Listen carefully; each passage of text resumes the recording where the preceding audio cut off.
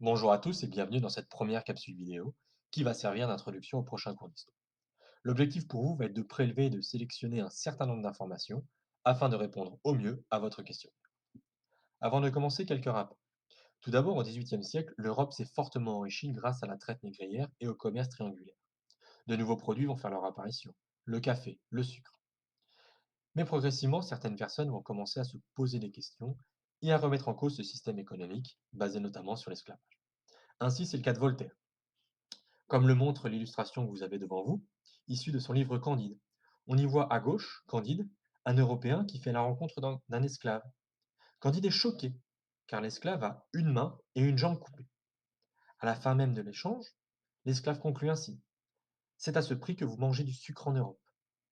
C'est donc une critique virulente de l'esclavage que formule Voltaire.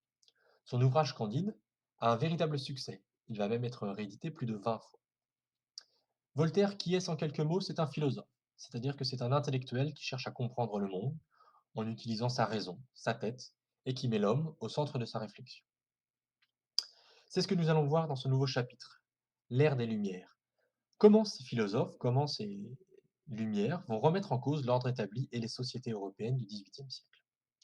Les Lumières, tout simplement, c'est un mouvement culturel, politique, scientifique et intellectuel qui se développe à la fin du XVIIe siècle jusqu'au XVIIIe en Europe et qui remet l'homme au centre de la pensée et qui cherche à diffuser les savoirs et les connaissances.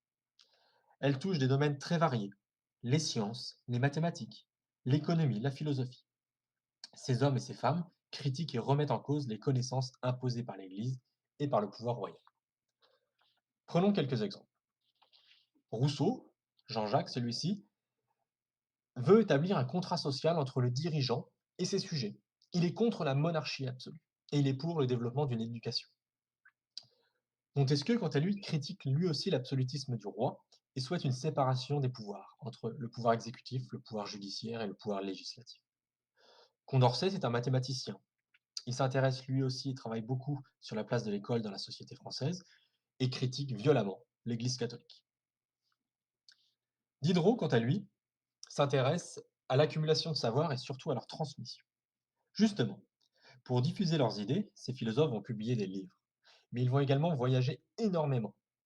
Ainsi, Diderot, entre 1773 et 1774, va traverser toute l'Europe pour aller conseiller l'impératrice de Russie, Catherine II. Ces voyages sont l'occasion de rencontres et de débats très virulents, et ils permettent surtout aux philosophes de diffuser leurs idées. Dans la deuxième moitié du XVIIIe siècle, justement, Diderot et d'Alembert, tous les deux vont se lancer dans une entreprise gigantesque. Entre 1751 et 1772, pendant plus de 20 ans, ils vont se lancer dans la publication de l'encyclopédie. C'est un ouvrage colossal qui regroupe plus de 150 auteurs et qui fait plus de 17 volumes. L'encyclopédie vise à rassembler toutes les connaissances humaines de l'époque.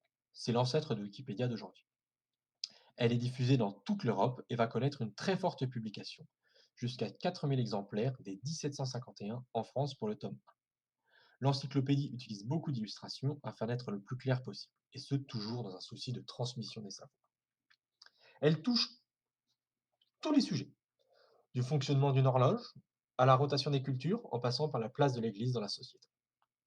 Alors évidemment, le pouvoir en place, notamment le roi et l'Église catholique, vont s'opposer violemment aux Lumières, car leurs idées fragilisent leur autorité, notamment le pouvoir absolu de droit divin. Diderot va d'ailleurs être arrêté plusieurs fois, beaucoup d'ouvrages de philosophes vont être interdits et brûlés même, c'est ce qu'on appelle la censure. Cependant, on constate bien que le pouvoir politique et le pouvoir religieux sont fortement fragilisés en Europe à la fin du XVIIIe siècle.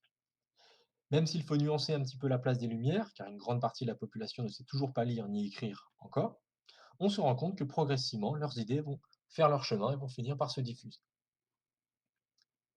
C'est ainsi que s'achève cette première capsule vidéo. N'hésitez pas à revisionner plusieurs fois afin de répondre le plus correctement possible à votre questionnaire. Bon courage!